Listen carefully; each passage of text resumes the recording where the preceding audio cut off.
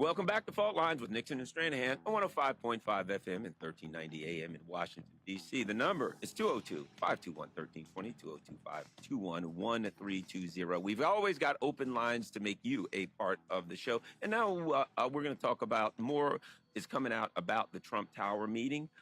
Certainly, well, not really. Well, what I mean is that's been put forward as though it's that this is the central issue, that it's a big deal. And to me, it's another example of why Russiagate is such a fraud, because if you can take the Trump Tower meeting and you have to change what it's about and you have to adjust it and you have to lie about it and make up things about it, then you really have nothing in the first place. Now, by the way, I agree the Trump Tower meeting is at the center of this whole thing, but not for at all the reasons mainstream media tells you. Well, good. But no, I just... Yeah, I'm with you. Clearly, the Trump Tower meeting has become the central part. They say this all the time. The Trump Tower meeting is the biggest proof. Don Jr. meeting with Russians, right? And Manafort meeting with Russians. And they say it all the time. Now, they're right. But what it is the way that the Trump Tower meeting became the story is the story. Does that make sense? Yeah. And the lies that are told that are provable that you can confirm for yourself. You don't need to take my word for it. You don't need to take Garland's word for it. You can look up for yourself and find out what's actually going on, which is the Trump Tower meeting was about the Magnitsky Act, which related to Bill Browder. And Bill Browder and his attorney, Jonathan Weiner, are at the center of this scandal because Jonathan Weiner is the guy who's being updated by Christopher Steele. So let's just go on and start with that. But let me repeat what Donald Trump said last night. This is a tweet, Garland. He said, "Just out. The big deal, very mysterious Don Jr. telephone calls after the innocent Trump Tower meeting that the media and Dems said were made to his father, me, were just conclusively found not to be made to me. They were made to friends and business associates of Don Jr., of Don, it just says Don, but he means Don Jr. Right. Really sad, exclamation point. I always love it when he says sad. That got 15,000 retweets, right? And so here's the first comment on it. Or no, this is a recent comment. Ready? Keep digging your holes, Comrade Zero. You will be buried where you lie. That's an example of the kind of brilliant commentary on Twitter. There we go. That guy's on top of things. That very substantive comment there. The thing is, it's one of those things I find out. It's like I said about my famous Ukraine story, where the basically a study showed that the less people knew about a country, the more likely they were to favor a military intervention. It's the same type of thing. The people who truly believe that the Trump Tower meeting is at the center of Russiagate in the way that they think that it proves something about collusion are the people that know the least about the Trump Tower meeting. And there's a reason for that, because the more you know about it, the more it becomes obvious that, yes, it's at the center of Russiagate because it's about Bill Browder and the Magnitsky Act, but it has no relationship to any collusion whatsoever. Now, okay, we could go with a different kind of collusion, but not Trump-Putin collusion. So again, a lot of this and a lot of what the focus on our show is, I would say. Do you agree with this, Garland? A lot of our focus is pointing out to people where the mainstream media is lying to them, both on the left and the right. One of the advantages that we have, and I got to say, we're not only the only show on Sputnik, but I think we're one of the only shows. I can think of very few other shows right now that do the format that we didn't come up with the format, by the way. Garland and I are not like lifelong friends who we're trying to pitch a radio show. This is an arranged marriage here. Right. We're just innocent victims here. No, but arranged marriages actually can work. They've discovered this, that arranged marriages can work. And do you know why? Because at the end of the day, keeping a marriage going is not a matter of not having problems, or it's not even the stuff that people think, like love. Like if you love somebody, you do at the beginning. But after a few years, you're kind of sick of them. If you start off a little sick of them, maybe You got no. Well, I look at it like this. Think about this. You got nowhere to go but up. Right. So from that perspective, so this format, the sort of Hannity and Combs format, we didn't come up with it. Our boss did. Mindy, our boss came up with this format. But it is a good. It makes sense. Now, because we're on Sputnik, we don't have to play the establishment game. But I would say what we do a great job of, I would say better than any other show, is exposing both the left and the right's lies. And part of it is neither one of us are particularly defensive about our side. You know, like we got to stick up for them. So I'm going to read you something. This is the way the right thinks, Garland. Somebody tweeted this last night, and I'm not going to say who because it's not relevant. Right. The point here is not that this one person thinks that. The point here is that the vast majority of the Fox News audience thinks this because this is what they're told. So ready? Media won't tell you this timeline, so I will. Veselnitskaya was let into the U.S. by Obama's DOJ. And I'm going to go through these things, and they're all false or half-truths. So that's false. Veselnitskaya met with Glenn Simpson of Fusion GPS. That's a half-truth. Veselnitskaya met with Don Jr. about adoption.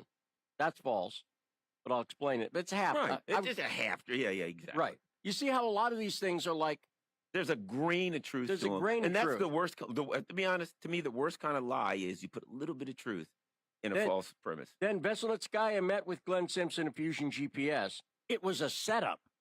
Setup is in all caps. Okay, so I pointed out last night that all four of these facts are, in fact, wrong or half-truths. Or I'd put this, misleading. Yeah, at least misleading. Misleading. Right. So let's start with the first one. Veselnitskaya was met into the U.S. by Obama's DOJ. That is false.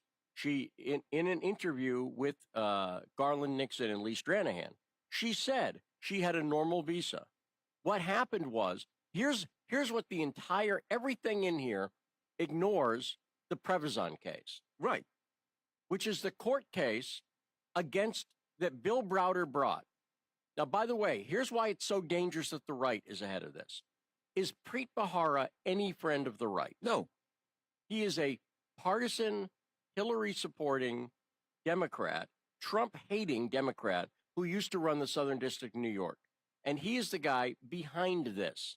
He is the one that Bill Browder, he's the one who brought the Prevezon case. Yep. The Prevezon case is false. Now, every single thing in here that's wrong ignores the Prevezon case. Why was she in town at all? Why was she in America? She was representing Prevezon Holdings, and she had been doing research on Bill Browder for some period of time. She'd offered her research, the finding of her research, to the Russian government, and she eventually offered the findings of her research to the U.S. government. As she said, well, if I was connected to the Russian government, then I guess I'm connected to the U.S. government because I offered them the same information, the results of my investigation. You know, nobody talks about that. Okay, let's get to the next part about the meetings with Glenn Simpson and Fusion GPS. Let me ask you a question, Garland. Did Roger Stone meet with prosecutors who are working on the case against Trump the other day? Yeah. Ish. Yeah. Right? If I made it sound like he met with them, how did he meet them? They would come talk to addressing his case in a court. Yeah. They were in court. Did he meet with reporters? You could argue that they were there and he was there and they were asking him questions. Right. So she met with, and we've interviewed Natalia. She does not speak a well English. Practically very little. Very little. She speaks a lot more English than we speak Russian, but she does not speak English. And by the way, it's mostly like hello, thank you, nice to meet you. A little bit, kind of stuff. A little bit more. I got to say, a little bit more. But not a lot more. But not a lot more. In other words, to have a conversation with her, you have to have a translator because she doesn't speak fluidly enough to have a conversation about anything of substance without a translator. Which means if Glenn Simpson met with her, unless he speaks Russian, which he doesn't, he's testified about this. Right. So how did he meet with her? They were in court. That's how he met with her. They were in court. Now, that's not a setup.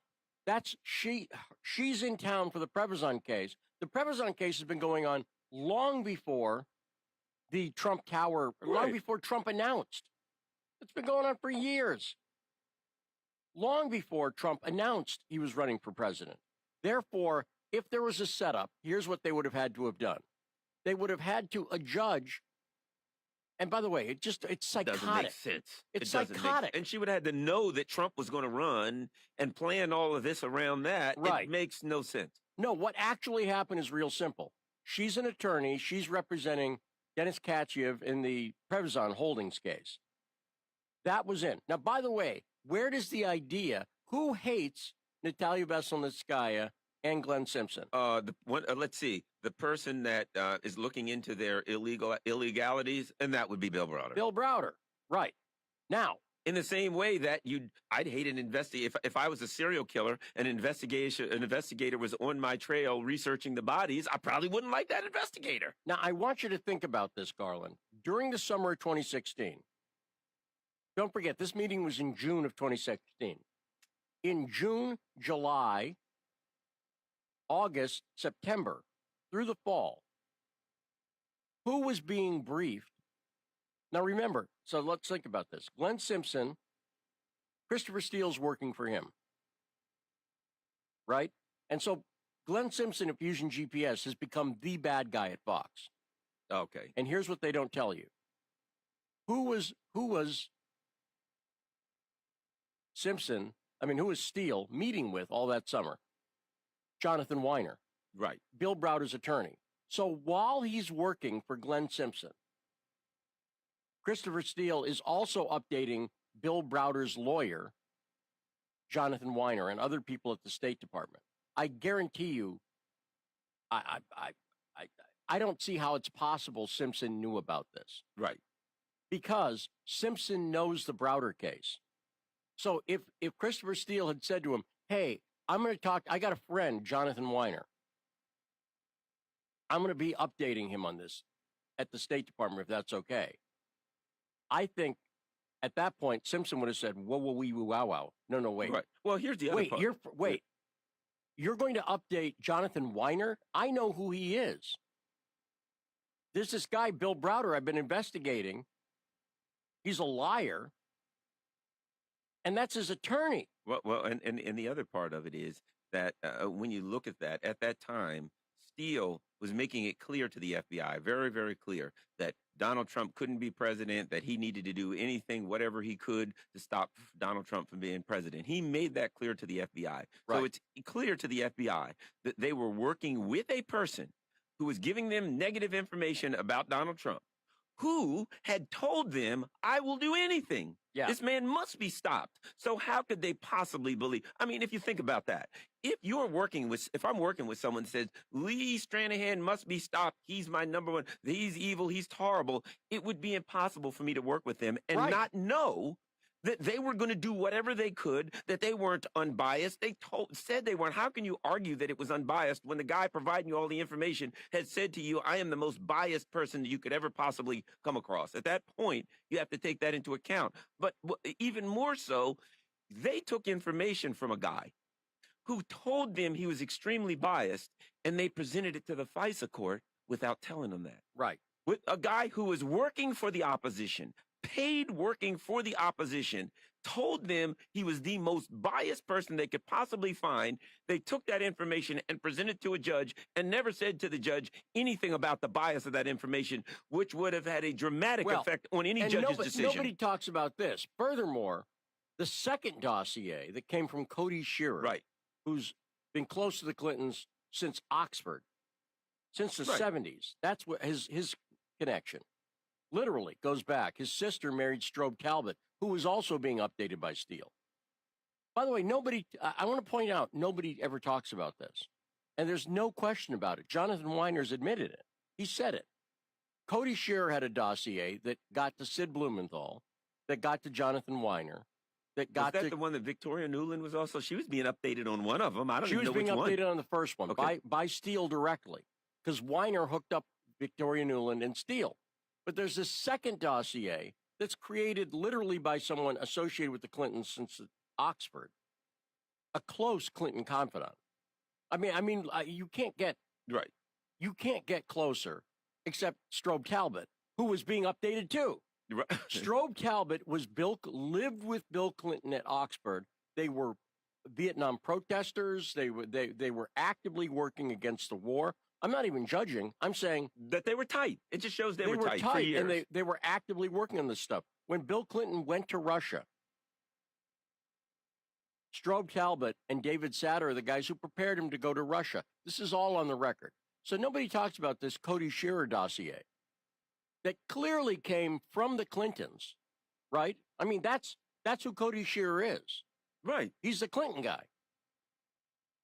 And was given to the FBI because of Christopher Steele and Jonathan Weiner and Sid Blumenthal. So it wasn't even somebody paid by the campaign. It's just the campaign. It's Sid Blumenthal giving it to Jonathan Weiner, giving it to Christopher Steele, who, by the way, his whole seal of approval is he's former MI6 or whatever, right?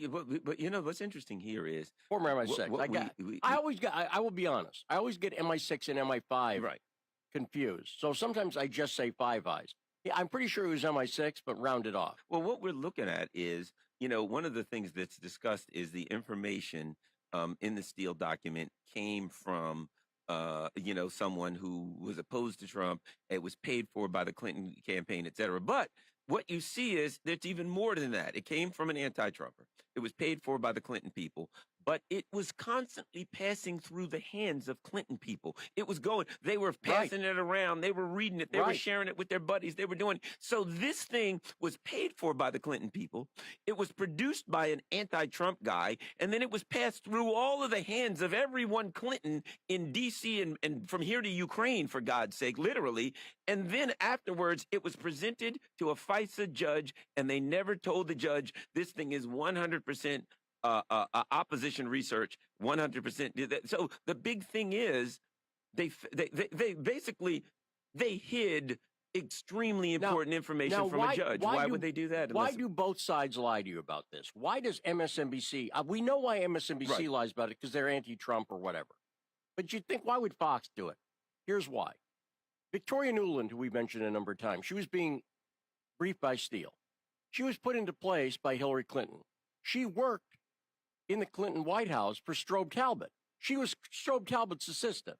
But you know who else she worked for? Who? Dick Cheney. Interesting. Victoria Nuland worked for Dick Cheney. Well, that makes sense because she's a crazy warmongering neocon. It makes sense, but here's the thing. From the Fox perspective, is Dick Cheney a good guy or bad guy? He's a good guy. He's a good guy, right? I'm saying the reason they don't want you to... Victoria Nuland proves the uniparty theory. Right. She proves... What are Victoria Nuland's core political convictions? Neocon. Period. Hardcore. Her husband is Robert Kagan. Go King look up of the Robert neocons. Kagan. King of the neocons. Co-founder of Project for a New American Century with Bill Kristol. And she worked for Dick Cheney and Strobe Talbot. And not just worked, again, someone pointed out, I did a couple charts to show this stuff. But I'll tell you the problem with charting this stuff. It's like charting a hillbilly family. If there's a lot of incest going on, the nodes start to connect in weird ways, and that's what happens. Are you saying the family tree's got some crooked branches? They do. And with Nuland, she's the link. And she was being updated directly by Steele. She's the link between Strobe Talbot and Dick Cheney, because she didn't just work with them. She was like close. So you're saying she's a cross between Strobe Talbot and Dick Cheney. We'll be right back. 202-521-1320. You're listening to Fault Lines with Nixon and Stranahan.